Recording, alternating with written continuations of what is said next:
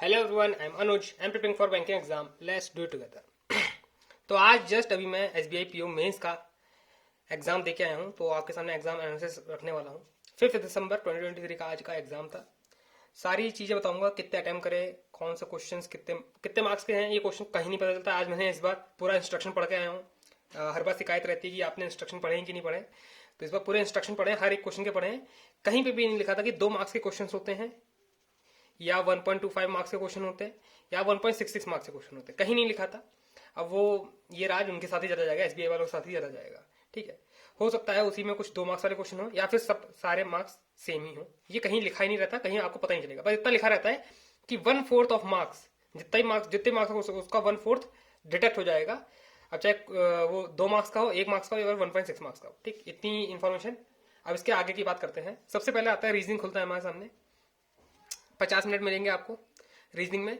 50 minute भी ऐसे लगेंगे आपको कि बहुत ज्यादा मिनट मिल गए, क्योंकि रीजनिंग का हम लोग इधर तो बस चेहरे ही देख रहे थे, नहीं हो पा रहे थे, हिल नहीं पा रहे थे, क्वेश्चन नहीं हिल पा रहे थे। मेरी 3 पजल बनी है, बस 3 पजल। और जो मैंने मिसलेनियस पार्ट करे होंगे वो क्वेश्चन करे होंगे, बस 3 पजल मेरी बनी है। मिसलेनियस पार्ट के नाम पे बस 2 क्वेश्चन आए होंगे, मिसलेनियस पार्ट के नाम पे। बाकी जो हम लोग इतना प्रैक्टिस करके जाते हैं ऐसे वाले क्वेश्चंस ये नहीं आए थे। और डेटा सफिशिएंसी वाले क्वेश्चन होते हैं, स्टेटमेंट 1 स्टेटमेंट 2 मिला के क्वेश्चन आ रहा है, ये भी नहीं आए थे। सिर्फ पजल पे था। पजल भी का लेवल भी बहुत काफी ज्यादा हाई था, मैं यही बोलूंगा। और मैंने जो पजल करी है वो बता देता हूँ। मैंने एक जून वाली पजल करी थी, जून जुलाई, जिसमें Monday Tuesday Wednesday Thursday Friday Saturday Saturday तक था। फिर मतलब 2 वीक दे रखे थे।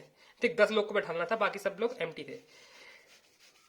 ऐसे करके Monday Tuesday Wednesday Thursday Friday ऐसे करके लास्ट तक था। जो मेरी पजल बन रही थी उसमें क्या था, एन सबसे ऊपर आ रहा था, एन था, पी था, याद नहीं। मैं बताता हूँ, एल का जो था 29th आ रहा था, क्योंकि एल में बोल रखा था कि 2 डिजिट का नंबर है एल की डेट, और वो भी प्राइम नंबर है, प्राइम। ये एल आ रहा था यहाँ पे, एल यहाँ कहीं आसपास आ रहा था। पी के ऊपर नीचे सब खाली था। ठीक है, और लास्ट में इधर के एल था, ऐसे के था, और इधर कहीं एम था, क्यू ऊपर था। मतलब पजल ऐसे बन रही थी इसके मेरे। बस एक पजल जो मेरी बनी है वो यही बनी है।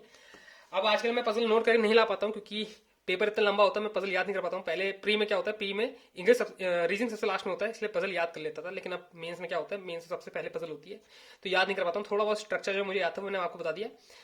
इसके 5 क्वेश्चन थे, 5 क्वेश्चन मैंने करे। अब वो 1 मार्क्स के हो चाहे 1.25 मार्क्स के हो या फिर 2 मार्क्स के हो जाता तो मेरी तो लाइफ बन जाएगी, लेकिन 2 मार्क्स का होगा नहीं, मुझे पता अपनी किस्मत पे। एक पजल मैंने ये वाली करी थी, एक पजल और थी जिसमें डेजिग्नेशन दे रखे थे, ब्रांच है ना, डीजीएम एजीएम एजीएम ऐसे करके बहुत सारे दे रखे थे। वो पजल बनी थी मेरी, और 2 पजल हो गई। एक पजल और कोई बनी थी या फिर आधी बनी थी, मुझे अब याद नहीं आ रहा है। बाकी मैंने नहीं कर पाया, अटेम्प्ट करे। लेकिन हाँ, एक पजल और थी, बहुत बहुत ईजी पजल थी। अगर मैंने उसे सही टाइम पे करा होता, अप्रोच अपनी लगाई होती, तो उस क्वेश्चन को मैं कर सकता था। उसमें क्या दे रखा था, 8 10 लोग, 5 लोग इधर बैठे हैं, 5 लोग इधर बैठे हैं, 5 या 5 5 बोला था। जो फ्लोर, जिनको फ्लोर पसंद है वो मेल वो फीमेल है, जिनको फ्रूट पसंद है वो मेल है। और एक फैमिली ट्री बनना था, और सब लोग यहाँ पे फिट होने थे। सी और उनको कुछ ना कुछ पसंद है, जैसे ABCD ऐसे करके यहाँ बैठे थे। PQRST, ये पजल मेरी आधी अधूरी बनी, लेकिन ये बन गई थी। ये पजल इजी थी, जो मतलब डुएबल थी इस पूरे उसमें। एक ये पजल डुएबल थी, एक ये जून जुलाई वाली डुएबल थी। बाकी कोई सारी डुएबल पजल नहीं थी। हाँ, उसमें टाइम लग सकता था, 15 मिनट, 10 से 15 मिनट एक पजल में लग सकते थे, तभी जाके पजल बन रही थी। जिनकी पहली बार बन जा रही थी उनकी बहुत अच्छी बात है। रीजनिंग मेरा काफ़ी जो मैंने सोचा था वैसा पेपर नहीं गया। आईपीएस पीओ जैसे ही लेवल था, वहां पे तो बिल्कुल ही एम्प्टी हो गए थे, यहाँ पे भी एम्प्टी हो गए थे। मैंने 15 क्वेश्चन करे हैं रीजनिंग में। अब वो सही है कि गलत है ये मुझे नहीं पता। ठीक है, मतलब अपनी एक्यूरेसी से मेरा ये सही गया है और ये वाला सही गया है। इसमें थोड़ा सा मुझे डाउट है, और मिसलेनियस पार्ट जो मैंने करा था वो सही है। मतलब इस वाले क्वेश्चन में डाउट है, इसी क्वेश्चन के एक दो क्वेश्चन इसी वाले क्वेश्चन के हैं, ठीक है, जिसमें डेजिग्नेशन वाले थे। और कौन सी पजल आई हैं जो मुझे अभी याद नहीं आ रही हैं, मैं याद करने का ट्राई कर रहा हूँ। एक तो ये हो गई, एक तो जून वाली हो गई। हाँ, एक थी कि 6 मेंबर हैं, 2002 से 2022 तक बॉर्न हुए हैं, 2023 से उनका डेटा निकालना था। 6 लोग हैं, और जिसका सबसे पहला लेटर है ए जो बॉर्न हुआ है वो 2004 में बॉर्न हुआ है। उसकी जो सन का एज है वो 6 आ रहा है। ठीक है, एक पॉसिबिलिटी यहां से लेके बन रही थी। एक एक पजल ये थी, ठीक है, जितना मुझे अभी याद आ रहा है। और पजल थी 2 कॉन्सेंट्रिक, शायद स्क्वायर वाली पजल थी। एक पजल ये हो गई। एक पजल ऐसी आती है अब आजकल, मैं देख लिया, पैटर्न देख लिया है कि आपको एक इंस्ट्रक्शन दे दिया जाएगा, ठीक है, पजल्स का इंस्ट्रक्शन दे दिया जाएगा जिसमें बोला जाएगा कि इतने इतने लोग बैठे हैं, ठीक। एक एजम्पशन 1, एजम्पशन 2, एजम्पशन 3, ये तीन स्टेटमेंट होंगी जिनसे पजल बन रही होंगी। अब क्वेश्चन जो पूछा जाएगा वो बोला जाएगा कि एजम्पशन 1 और एजम्पशन 2, 3 लेकर हमको एक पजल बना के दिखाओ जिसमें से आंसर ये फाइंड आउट हो रहा है कि नहीं हो रहा है, आपको ये बताना है। तो इस टाइप की एक पजल आई थी यहाँ पर, ठीक है। तो रीजनिंग का लेवल जो काफी हाई हो चुका है अब इस वाले साल से, तो मैं देख रहा हूँ रीजनिंग का लेवल जो है वो काफी हाई हो चुका है। तो आप लोगों को अपना हाई लेवल पजल्स करनी पड़ेंगी, तभी जाके मेंस निकाल पाओगे। देखो प्री तो हर कोई निकाल लेगा अब, है ना, इतनी प्रैक्टिस हो गई है, लेकिन मेंस निकालना काफी टफ हो रहा है, ठीक है। ये हो गया हमारा रीजनिंग की बात। अब आते हैं हम मैथ में। मैथ में वही बात, 45 मिनट्स मिलेंगे लेकिन बहुत ज्यादा हो जाएंगे, आपको बैठना ही पड़ेगा, 10 मिनट इधर उधर देखना ही पड़ेगा, क्योंकि इसमें सिर्फ मेरे 10 क्वेश्चन हुए हैं, ठीक है। 10 से ऊपर क्वेश्चन हुए नहीं। कोई भी डी आई थी वो मेरी बनी नहीं पाई। लास्ट वाली डी आई थी जिसमें सी की वैल्यू 30 दे रखा था क्वेश्चन में, आपको डी का एक ओरिजिनल प्राइस दे रखा था, ये आपको फाइनल प्राइस निकालना है, डी का फाइनल प्राइस और इसके बीच का डिफरेंस निकालना था। ये वाला क्वेश्चन हो पाया, वो भी ऑप्शंस की हेल्प से, नहीं तो एक डीआई जो बनी है उससे वो ये वाली बनी है, वो भी 2-3 क्वेश्चन, बाकी कोई क्वेश्चन नहीं हो पाया था। इसमें बोर्ड एंड स्ट्रीम वाला एक मिसलेनियस पार्ट वाला क्वेश्चन आया था, वो मुझसे हो गया था, और बाकी कोई क्वेश्चन नहीं हो पाया, ठीक है। मतलब डीआई में कोई क्वेश्चन नहीं हो पाया। एक डीआई कैसी आई थी मुझे ये भी याद नहीं आ रही, बहुत गंदी गंदी डीआई आई थी जिसमें डीआई तो लंबी थी भी, उनके नोट्स भी कम से कम इतने लंबे लंबे थे। एक तो इतना जूम आउट होता है, कुछ पढ़ नहीं पाओगे आप, तीन शब्द में लाइन खत्म हो जा रही थी, ठीक है।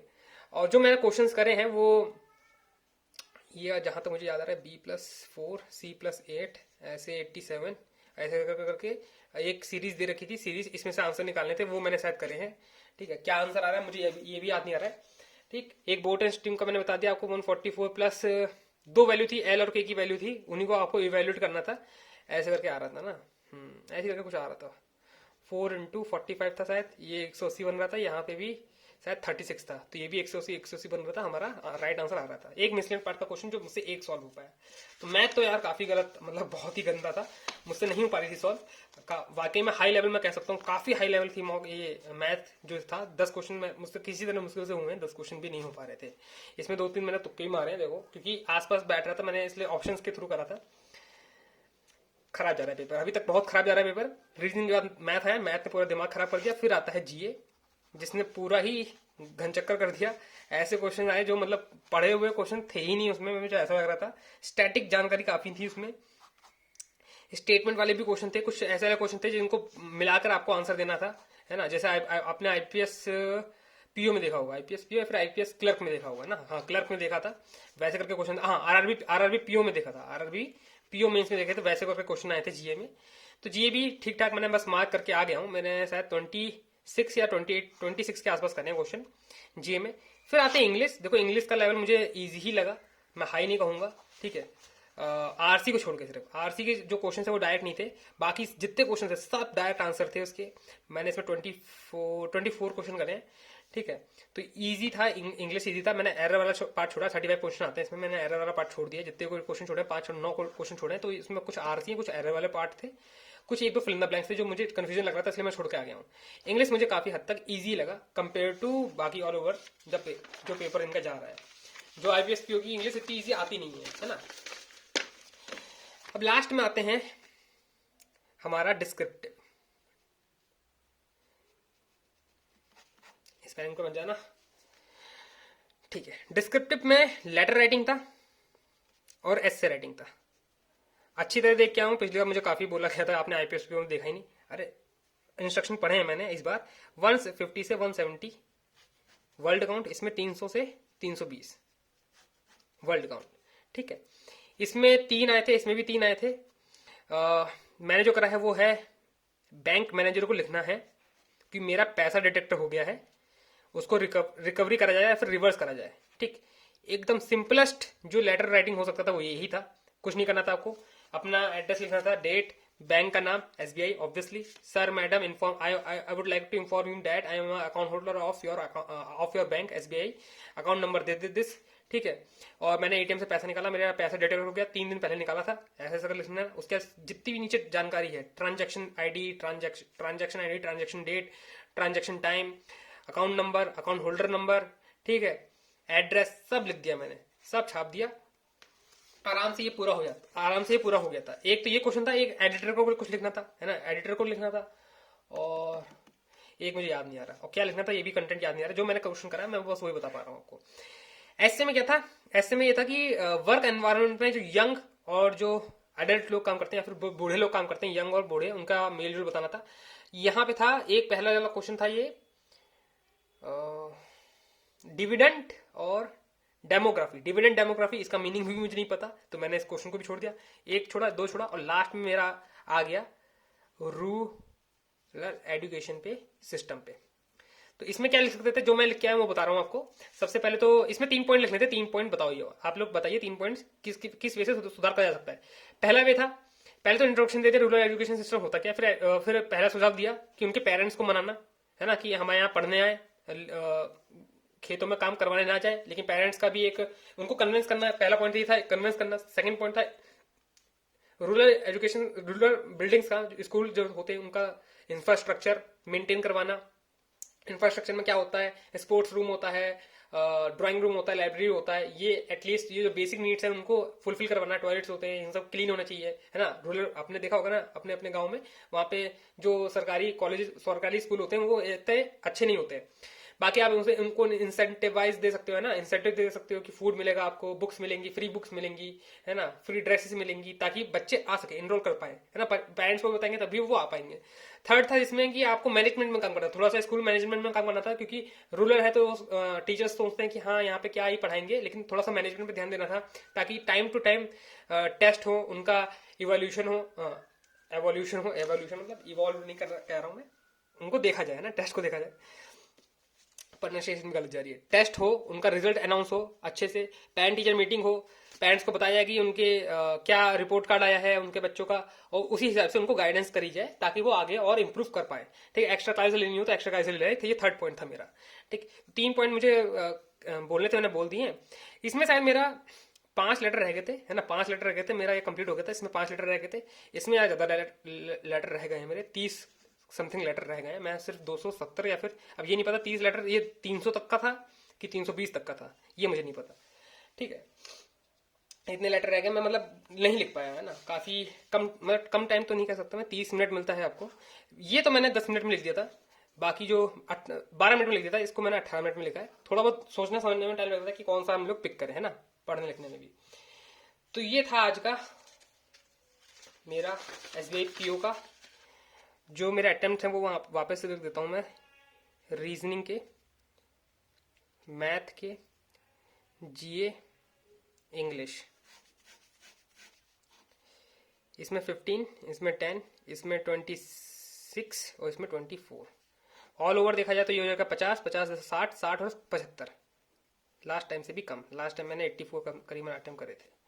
ठीक है, 75 अटेम्प्ट करे हैं विद 2 क्वेश्चन और जो वाले आप जोड़ सकते हो। तो देखते हैं कितने मार्क्स आते हैं, 200 में से मार्क्स लाना है। देखते, इस बार मुझे लग रहा है कट ऑफ बन जाएगी पिछले साल से, लेकिन कुछ भी कह नहीं सकता मैं, है ना। क्या होता, कुछ और बच्चे अच्छा कर लाए। इंग्लिश काफ़ी डुएबल था, ये हार्ड, ये हाई लेवल पे था, एकदम एकदम हाई लेवल पे, ये भी हाई लेवल पे था, ये मॉडरेट पे था, ये तो इजी बोलूँगा मैं। ठीक है, बाकी ये भी इजी था, है ना।